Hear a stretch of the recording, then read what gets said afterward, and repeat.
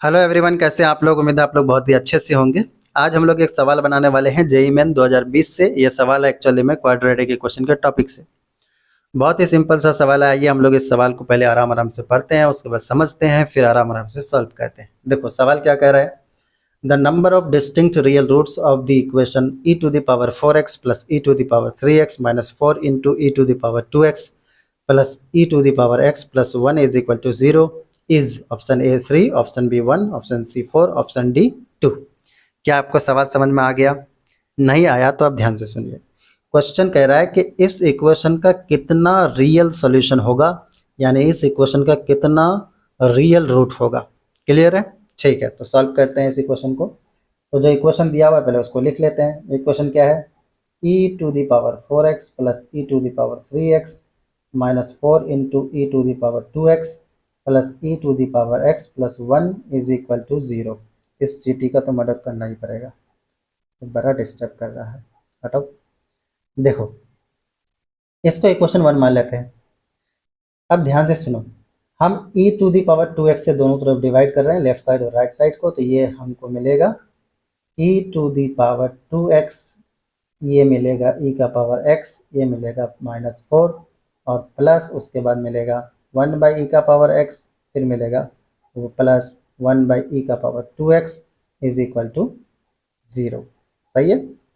अब देखो थोड़ा सा मैं इसको सजा लेता हूँ। तो e का power 2x plus 1 by e का पावर 2x, ठीक है, ब्रैकेट के अंदर में।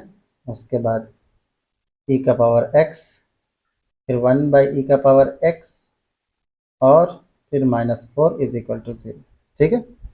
अब ध्यान से देखना, मैं इसको थोड़ा सा और खूबसूरत बनाता हूँ। इसको मैं लिख सकता हूँ ई का power x plus 1 by e का पावर x का होल पावर स्क्वायर -2।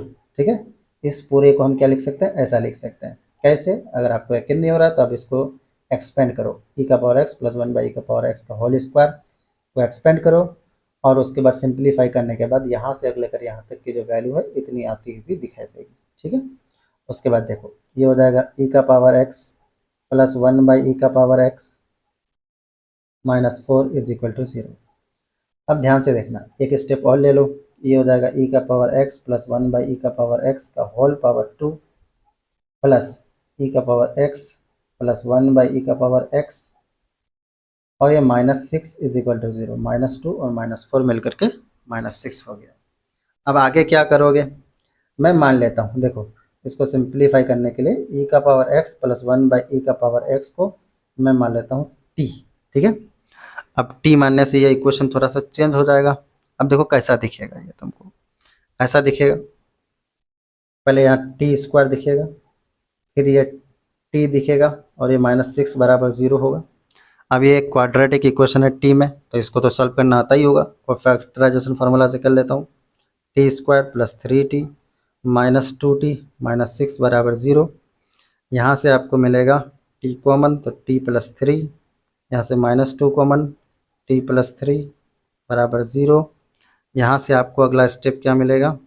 देखो यहाँ क्या मिल रहा है, यहाँ आपको मिलेगा टी प्लस 3 कॉमन और ये हो जाएगा t-2 बराबर 0। यहाँ से तुमको क्या मिला? t बराबर एक बार -3 मिला और एक बार 2 मिला। क्लियर है? अब देखो t का मतलब क्या है भाई? t का मतलब क्या है? t का मतलब है ई एक्स प्लस ई का power x plus 1 by e का पावर x, यही तो t है। देखो ये क्वांटिटी कभी भी नेगेटिव नहीं हो सकता है ना, तो इसलिए टी नेगेटिव नहीं हो सकता है। तो टी सिर्फ पॉजिटिव वाला लिया जाएगा, 2 लिया जाएगा। ठीक है। तो t can not be negative, therefore t is equal to 2 is only accepted, है ना। क्यों? क्योंकि टी -3 नहीं हो सकता है। ठीक है ना। अब टी का मतलब क्या है भाई? ई का power x plus 1 by e का पावर एक्स बराबर टी, है ना। तो हम क्या करते हैं, उसको यहाँ पर लिख लेते हैं ना। देखो तो यहाँ पर क्या होगा? ई का power x plus 1 by e का पावर एक्स बराबर 2 हो जाएगा, है ना। अब यहाँ से अगर हम थोड़ा सा ई का पावर एक्स को क्या मान लें, ई का पावर एक्स को अगर हम कुछ मान लें, लेट ई का पावर एक्स को अगर मैं थोड़ी देर के लिए मान लेता हूँ एम, तो ये क्या हो जाएगा? ऐसा कुछ दिख रहा है तुमको? ये क्या दिख रहेगा? M plus 1 by m is equal to 2। अब इसको तो तुम सॉल्व करके यहाँ से m की वैल्यू निकाल ही सकते हो, है ना। तो सॉल्व करो। सॉल्व कैसे करोगे भाई, देखो यहाँ कुछ दिख रहा होगा तुमको, ये देखिए एलसीएम ले लो तो ये m दिखेगा, ये हो जाएगा m square plus 1 = 2, cross multiply करोगे तो ये क्या दिखेगा, ये दिखेगा m square minus 2m plus 1 बराबर 0। अब इस इक्वेशन को सॉल्व करोगे तो तुमको m की दो वैल्यू आएगी, एक बार 1 फिर से 1, है ना। तो देखो यहाँ से क्या पता चला, अब m बराबर एक्चुअली में क्या आया, 1 आया। अब तुमको m की वैल्यू तो पता ही है ना भाई, m की वैल्यू क्या पता है बताना जरा। m बराबर क्या है, e का पावर x, तो e का पावर x बराबर 1 हो गया। अब जरा सोचो, e का पावर x बराबर अगर 1 हुआ तो x बराबर कितना होना चाहिए, 0 होना चाहिए, क्योंकि e का पावर 0 बराबर ही तो 1 होगा। तो x बराबर 0 होगा, तो x की कितनी रियल वैल्यू आई, तो 0 तो एक ही नंबर है ना, तो इसलिए एक आंसर हो जाएगा 1, है ना। तो 1 आपको ऑप्शन में दिख रहा है क्या, बताओ तो, किधर दिख रहा है, कौन सा ऑप्शन दिख रहा है आपको, देखो दिखाई दे रहा है, ठीक है। Option B is the correct answer of this question. क्या आपको समझ में आया, देखने में ये कॉम्प्लिकेटेड था, एक्चुअली में ये बहुत ही लुंज और पुंज टाइप का क्वेश्चन था, नहीं। ठीक है, आपको अगर समझ में आ गया होगा तो इसको आप एक बार अपने से प्रैक्टिस कर लीजिए। तब तक के लिए bye, thank you very much. याद रखिए अगला क्वेश्चन में काम आएंगे, ठीक है।